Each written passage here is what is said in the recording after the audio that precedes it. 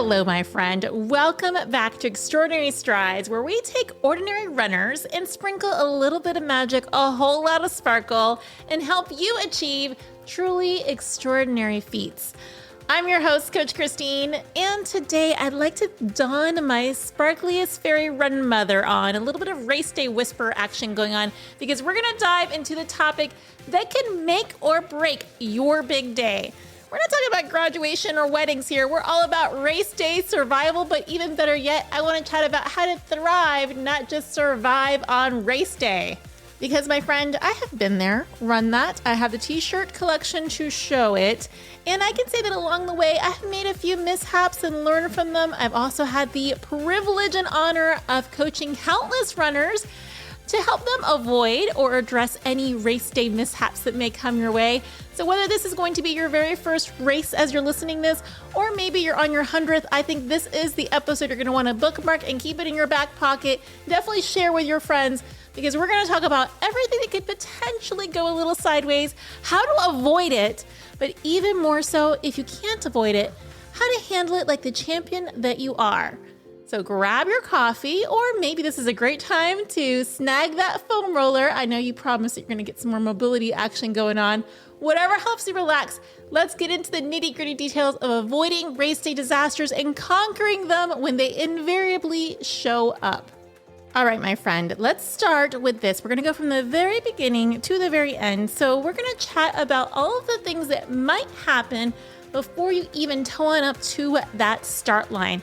I'm talking about those early race nerves, the panicking panic, or the tiny things that can spiral out of control if you're not ready. So the first thing that comes to mind is the possibility of late arrival to the start line. Now, if you've ever woken up in a cold sweat panicking because your alarm didn't go off, or you're worried that your alarm's not going to go off so you don't get much shut-eye that night before, you're going to look at avoiding it by setting at least 2 alarms, one on your phone. Always great to have an old school one as well if you have one handy. And if you're staying at a hotel, if you're staying out of town, ask the front desk to also do a wake-up call. Set as many as you possibly can, especially if you are a little bit harder to wake up. You're gonna wanna set them even a little earlier than you normally would. Give yourself some snooze time in case you do hit that snooze button. I'd like you to plan to arrive to your race at least 1 to 2 hours early. I know that sounds obnoxiously early. Trust me, I would love that extra shut-eye myself, but come on, you have been training for months. This is not the day that you want to get in just 15 extra minutes. It's not worth it. You'll wake up, you'll get moving and grooving, you'll feel fantastic, and you'll feel so much better knowing that you're not rushing around. Now, that's the best way of avoiding it. Planning things out, making sure that you know where you're going, if you're parking, where you're parking, how to get to the start line, the corral. Scoping everything out the day before is fantastic, or mapping it out. But let's say that things collide and you're not able to avoid showing up late. Well, if you are running late, take a deep breath. Just prioritize getting into your corral, getting to that start line. Skip the extras. This may be a time where you're going to have to skip the porta-potties. You may have to skip some of those pre-race selfies. Just getting yourself to that start line is really the most important part. Do not try to run your fastest mile on the way to the start line. Do know that a majority of races, your start time on your bib goes when you actually cross the start line. So if you are a little bit later, that's okay. Check with each individual race. There are some races that close off the start line, but generally it's a little bit later than you would expect. So if you're in a bigger race that has later corrals and you're not able to get into your corral, no big deal. Just get into the corral that's on its way into the start line, or even if they've already taken off. I am sure if you talk to a race official, you're going to be able to make it through that start line depending on how late you are. For the record, I have truly been there, run that. Met a girlfriend for a run at A1A Fort Lauderdale. We were about 15 minutes late to the start line, and it was one of the most fun races I have ever had. So if it happens, try not to stress too much about it. It's all about making memories and enjoying the journey. Now, the next one on this list is forgetting something that's really important. Oh, I've been there, done that as well. If you guys remember my conversation about Tokyo, where I stripped off my throwaway layer and my fuel was inside my throwaway layer. It happens. Sometimes you forget your gear or your fuel or your hydration, whatever it is that you had planned. Let me tell you, the best way to avoid it is to use that checklist. Hint, hint, I have a runcation packing checklist that also helps with making sure you have everything that you need for race day. You can shoot me a text message, give me your email, and I'll make sure to send it your way. But also just doing a little run through the night before is always great to have. And knowing that you have your essentials, as long as you have your essentials, mainly your shoes, your socks, you got some kind of clothing on, and your bib, and you are going to make it.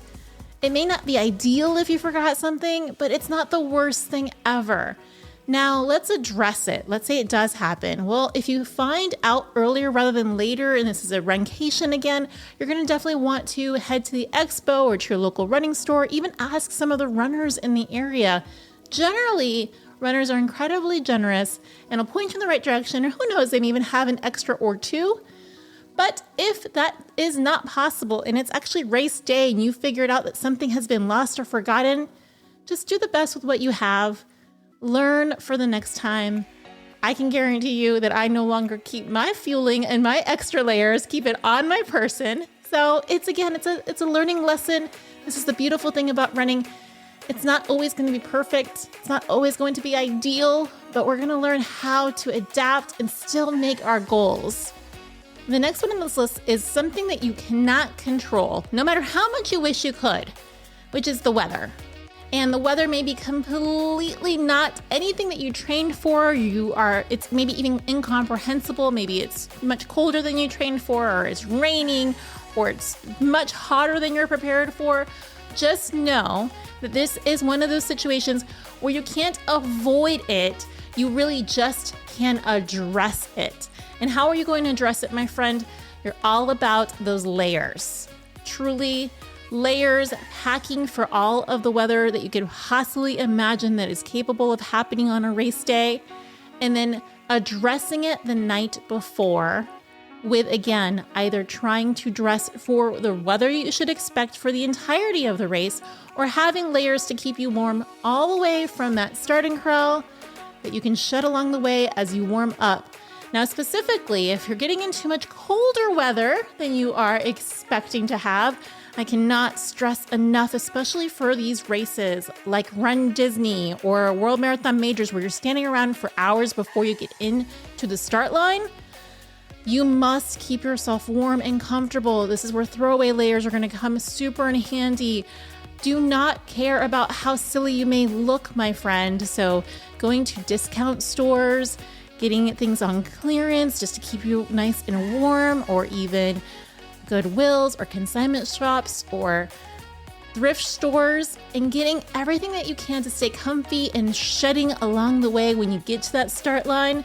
A couple of things that you should also consider having are maybe hand warmers, or if you have a Mylar blanket or a trash bag, or that's the only thing that you were able to find because you weren't able to pack or buy any of those throwaway layers, knowing that they may not be the warmest, but they will help. Also kind of just letting the individuals around you kind of help provide a little bit of additional heat in those corrals, because of all of those packed bodies will come in handy to keep you warm. And knowing that your first mile may feel a little bit stiffer until you are able to warm on up. Now, on the opposite side of things, if it is really hot, really warm, just take into consideration, again, that you have to pull back your pacing. You have to pull off those layers, and that's where it's all about making sure that you are safe and capable of getting in that entire race without injury or health issues. So taking that into account. The next one on the list is the inevitable long lines at those porta-potties. Now, the best way to avoid it is to go early. Remember, you're there early anyway. So going as soon as you arrive, and then making sure to get into a line at the porta-potty before you go into your starting corral as well. Some races have ingeniously thought that through and have some porta-potties available in corrals. Those are usually found at the larger ones. But if not, trying to go before you get into your starting corral is definitely helpful. there's usually somewhere a porta-potty that maybe doesn't have as long of lines. Usually it's a little bit further away from when you first come into that running area, that running corral area. So just take into account also asking the volunteers that are there if they know where some of the other porta-potties are at. And then again, going back to not worrying too much about being late to your race. It's about being comfortable when you start running and racing. So taking that into account. If the worst happens and you're not able to use a porta-potty before you get out into the actual race course, it is what it is, my friend. So you take time, try to scope out those porta-potties that are actually out on the course and finding the ones that have the shortest lines. Also packing accordingly, knowing that as you get further into your race, it's a possibility they won't be as equipped with toilet paper or hand sanitizer. So packing those on your person is always good to have. Just to, again, keep you comfortable and sanitary for that racing day. Now, this is where I'm going to take a quick note for us ladies that are potentially have our monthly visitor who wants to come along and join us for our big race day. This is where I am going to say that tracking definitely comes in handy, but knowing that again, tracking isn't always accurate. It can potentially have a few days here or there that's missed, or potentially just maybe the stress from training has caused your period to shift.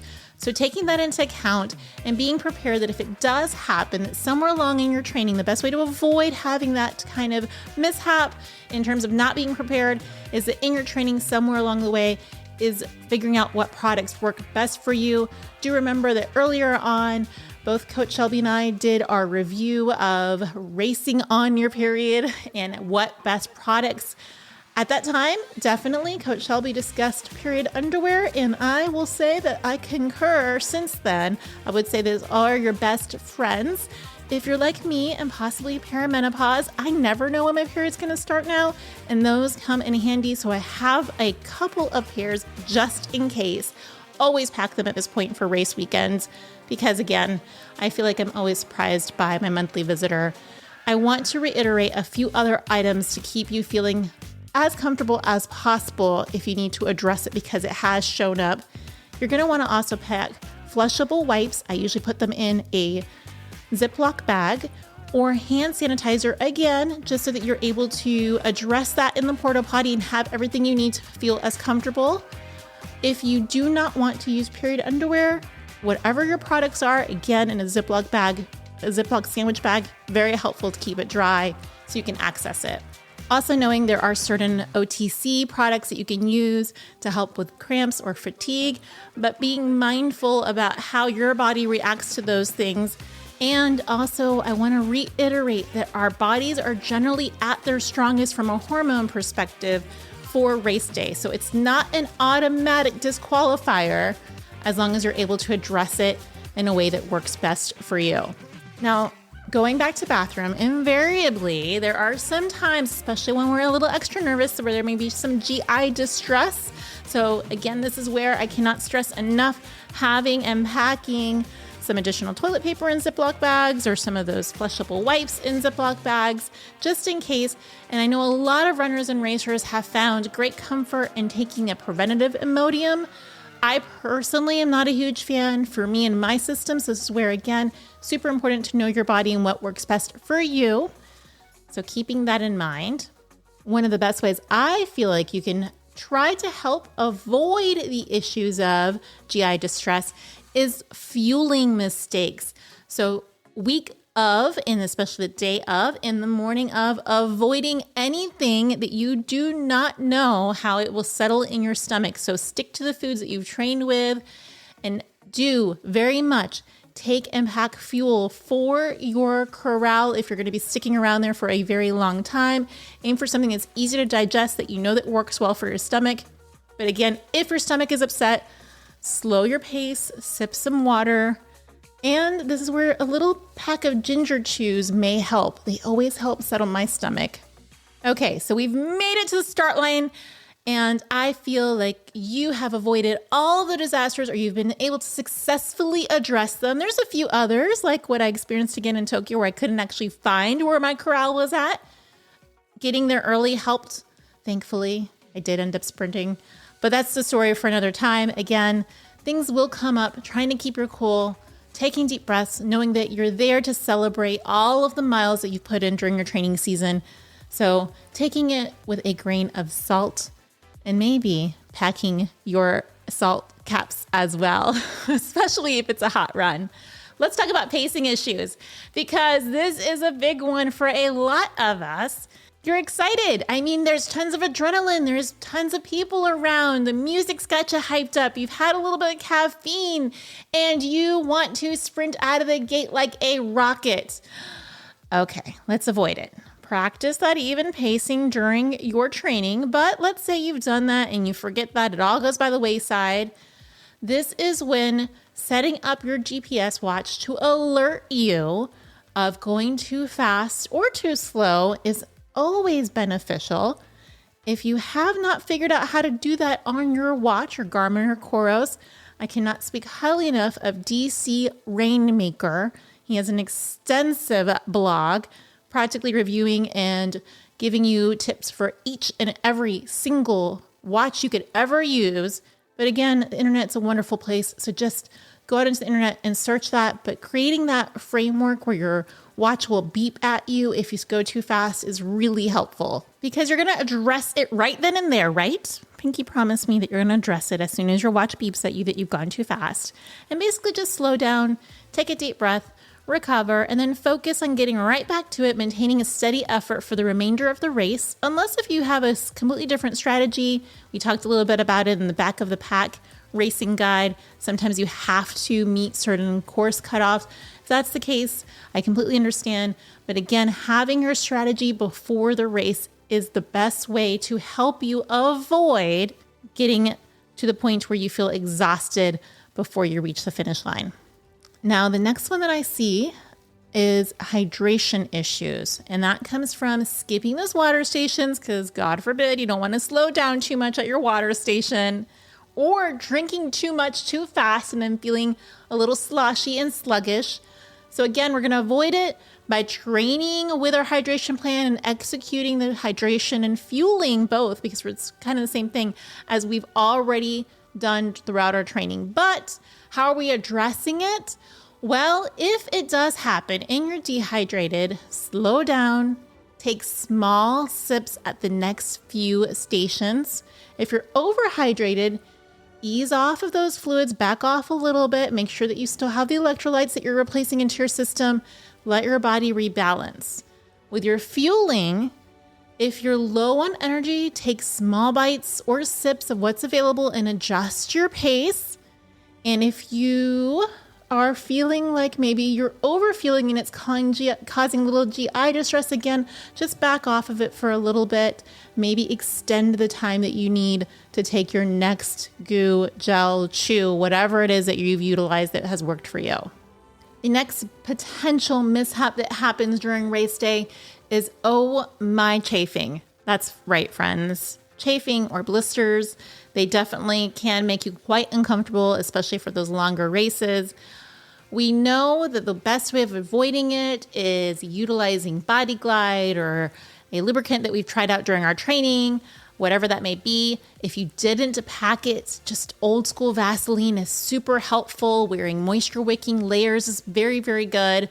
If by any chance though, none of that is available and you're still chafing on the course, you're going to address it at those med and aid stations. Luckily, a majority of races are able to address this. They usually have a little bit of Vaseline on a popsicle stick. So please do know that's not fuel. Don't eat it. It's Vaseline for the most part. But generally, you can find that at the med stations or the aid stations. So familiarize yourself where they are on the course in case you end up needing to utilize them. I personally like to pack a little extra small travel size Body Glide, or my favorite from the summer was Mega Babe Thigh Rescue. So again, getting a shout out. That's what I personally love, but there's so many wonderful ones to utilize. And do not forget to show a lot of love to your feet as well, especially if you're blister prone. And worst case scenario, don't feel shy, don't feel weird. If you have to stop your race and address the chafing or the blisters by getting that lube on, maybe even taking off your socks and putting another layer on, yes, it's going to cost you time.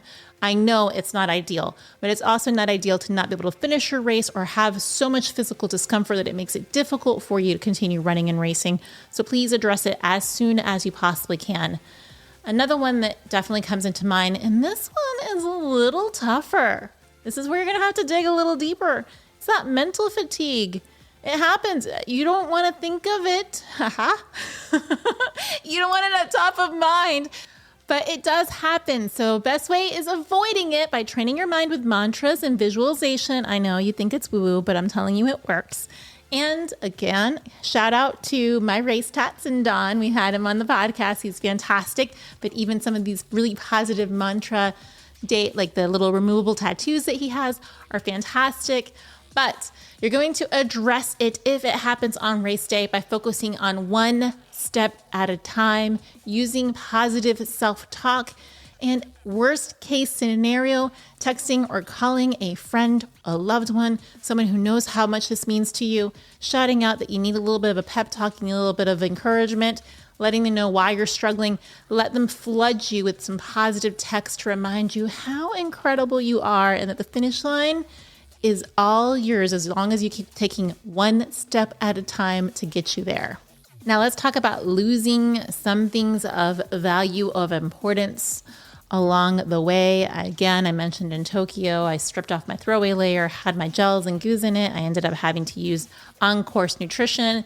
Not ideal, but I made it happen. But maybe you have something that's more important, like your keys or your AirPods or anything of that sort. So of course, we're going to try to avoid it. You're going to try to keep your valuables in a small race belt or bag or on your person in those pockets of your leggings or your shorts. But if you do actually lose your product or whatever it is that you really would like to regain, I'm gonna hate to break the news to you. Likely retracing your steps is not going to be the best way of doing it unless if you really want to go for an ultra that day. So what you're going to do is check with Lost and Found post-race, which is usually at the runner's information or runner's assistant tent or table, or checking if it's a smaller race with the race director, just putting a little call out, adding it onto the social media page of the race as well.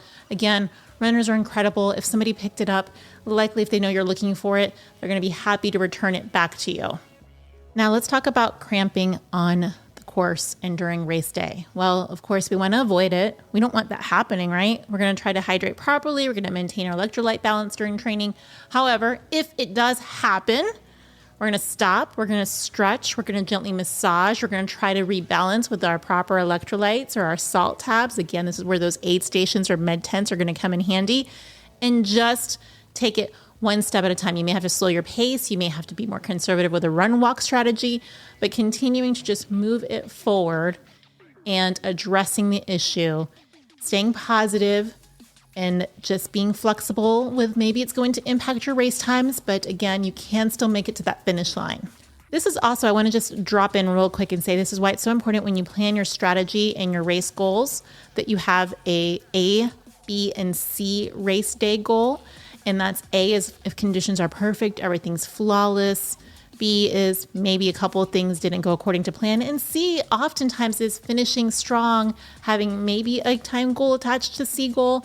But again, being really aware that not everything goes as well as we would love it to happen on race day, but knowing that we are there to celebrate, again, all that training that you put in. Please let's not throw away the hundreds of miles that you did to get you to that start line that will get you to the finish line just because things did not go perfectly. Which brings me to another race day course mishap that I've heard: wrong turns. Yeah, they happen. Sometimes the courses aren't as marked as well as we would like them to be if they're a smaller course, or maybe there's just areas where people aren't really in those hubble little groups. So if it happens and you do take a wrong turn, again, this is where you have to take a deep breath. We're going to avoid it by studying the course map ahead of time and following those race markers. But if we weren't able to avoid it, you are going to try to retrace your steps here. Do know, again, it's going to add a little bit of mileage to your time, but it's okay. Ask the volunteers as soon as you see them for guidance. This actually happened very recently for me at a race where they had a smaller course, did not have it marked well, And there was a little bit of confusion even with the volunteers as to what way we were supposed to go. So taking it all with a grain of salt, and worst case scenario, screenshotting the actual course map and utilizing it to help you get back on course if there is not a volunteer that can help point you in the right direction. Another thing that comes up both in the corral and on the course is crowding, especially for bigger races. No matter how broad or wide the avenues may be, if there are 10,000 runners, 15,000 runners, 20,000 runners, there's going to be some crowding. So you're going to try to avoid it by positioning yourself appropriately in the starting corral, bringing and packing your patients. Please do make sure that that's part of your checklist. But when it invariably or inevitably happens on race day, you're going to stay calm. You're going to make sure that you don't get into the position where you try to add too much mileage to your actual overall pacing by weaving in and out. That's not going to help you. Just pull it back, be a bit more conservative until you get past that crowding, and then make your move when it clears out a little bit and push strong into your appropriate pacing to get you through that finish line. Let's talk about technology and when it goes wrong. I know, it's very disappointing. We have all become so reliant on our GPS watches, on our aftershock headphones, on our Gym Boss interval timers. Well, my friends, sometimes they may not show up for us the way that we would want them, or they got forgotten or left behind or not properly charged. So of course we avoid it by using that packing checklist, making sure that it's part of that packing that we put out the night before, and making sure that it's also fully charged and tested before, especially before race day. Packing in a little extra battery if you need to for your Gym Boss interval can't hurt either. But let's address it. Let's say that we didn't do any of those things and our technology is just failing us. This is where you may want to run with a battery charger, a little slimline portable charger, and of course the proper wires or cords that you need, or letting yourself just be in the moment, not worrying so much about pace or the GPS race strategy or your headphones, letting yourself soak in the actual race day experience without your technology. I promise you, we've been running for hundreds of years without technology. You can make it through your race day without it. It is harder. I definitely say that it's always good to also run naked a couple times during your training. By that, I mean not running with any of that technology that we've gotten so used to, just in case it does decide to take a turn for the worse and you have none of it to rely on. But again, knowing that if it does, all you really need is your own mindset, your feet to keep you moving forward one step at a time. Okay, this next one, I'm even scared to say it. If you've been listening to the podcast for a while, you know that I don't like the next word at all. It's the dreaded I word. That's right. It happens. Sometimes it happens during our training. Sometimes it actually happens on race day. That's where those med tents and knowing where they're at is going to become very, very important. You're going to address any potential injury with those med stations or those race day course volunteers. If anything came up on the race, we're going to try to avoid it by building strength and agility and mobility, warming up and following our training plan, right? Again, pinky promise, that's what you're doing. I know you do. But in case that we do have to address it on the race day because something came up, then again, walk, stop if you have to, if the injury is severe, and check in with your aid station medical team. It's well worth it versus pushing too hard and potentially taking yourself out of the game for months, if not even longer. Now, I'm not going to get into too much into all the other things that could potentially happen. Again, heat exhaustion or hypothermia or hyponatremia. That's what those med stations are for. That's why they have the medical staff. Do not be shy in seeking treatment if anything goes awry or amiss in your race day. Really, that's, again, it's part of your registration cost. Take full advantage of and being smart to take care of yourself. Now, the next thing that could potentially happen with our gear is that maybe, and again, if you guys have been listening for a while, you know that this also has happened to me. Maybe some of that awesome gear that we were wearing isn't quite working out during our race. For me, it was the infamous pink wig as a Monsters U sorority member. then do know that sometimes your clothing or your costumes or your attire may need to be stripped off, trying our very best to get it close to actually a garbage bag or an aid station. But if it doesn't happen, being mindful and aware of your surroundings and the race day course. If it's too crowded, not putting yourself in peril, not putting others in peril is your most important thing to factor in. Okay, hopefully you don't need this and nothing goes wrong. But let's talk about some of the things that may come up post-race. There is the possibility that you push really hard and you're starting to find that you're delaying your recovery, you're not feeling great afterwards. Again, refueling, rehydrating, seeking medical attention if necessary. Don't be shy on doing any of those things. Plan for it. Please plan for having either a bag checked with all of your creature comforts or having someone that you love and trust at that finish line for all of those things to help you feel warm or safe or dry, taking into account any things that may have come up during the race that will help you as quickly as possible to get back to where you need to be and return your body into that comfortable, maybe not so comfortable, but at least allowing you to sink in the pride of your race day.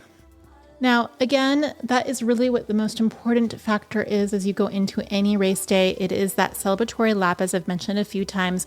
And I'm not kidding. I'm not just saying that lightly. You've trained so hard. You've worked so much for this day. It may not live up to your flawless expectation or visualization of how it intended to go, but it is an experience that you're going to live through by taking the appropriate steps, and it'll create wonderful memories for you as you move through space and time and potentially tackle your next race. So I want to know from you, what kind of race day mishap have you experienced? What did you do to address it right then and there? And maybe what have you done to avoid it in the future? If you utilize that link in episode notes to send me a text, please do include your name and a way for me to contact you, because unfortunately the text does not show that when it comes through my way. But I do want to hear from you about your race day, and I'm hoping that it goes flawlessly as planned. But if not, again, I'm here to support you. I'm here to encourage you, and I'm here to remind you just how extraordinary you are. So don't hesitate to reach out. Now, where can you find the Extraordinary League or your fellow Extraordinary Strides podcast Stride Collective members and listeners? Well, let me let you know that for 2025, we have got our race calendar completely stacked. Of course, first up for 2025 is going to be the Run Disney Marathon weekend. We'll be on site all 4 days. Would love to see you, including Expo. Also, you can find me at St. Pete Distance Classic on February 9th. We'll be back to Run Disney for Princess Weekend. It's always my favorite weekend, so I can't possibly imagine missing that weekend. Then you'll find us at Shamrock Weekend in Virginia Beach. Again, we're looking forward to that so very much. We'd love to have you join. You'll find us again for the season end of Walt Disney World's season of Springtime Surprise in April. You can come join us at Pittsburgh Marathon, and our Bourbon Chase team is completely full at this time. But if you would like to be on the waiting list as an alternate to run 200 miles through Bourbon Country in Kentucky with us in the first weekend of October, then just use that link in episode notes to send me a text. Let me know your name, how to contact you, which is usually your cell phone, and your email, and that you want to be on the waiting list to join the team if a slot or spot opens up. That is all that we officially have on the books for now, because I am still keeping my fingers crossed for the Sydney Lottery that's happening in August. But also we are looking at going back to every women's marathon next year. We would love to have you join. Generally, you can always find us at Space Coast as well. And I'm sure we'll add a few other races here and there. So if you have a favorite race that you think that we should be at, feel free to reach out. We would love to join in on the fun. With that said, my friend, I want to thank you so much for joining on in, listening, and being part of this incredible community, because truly you are extraordinary. So until next time, keep striding, keep smiling, and remember, no matter what comes your day on race day, you've got this.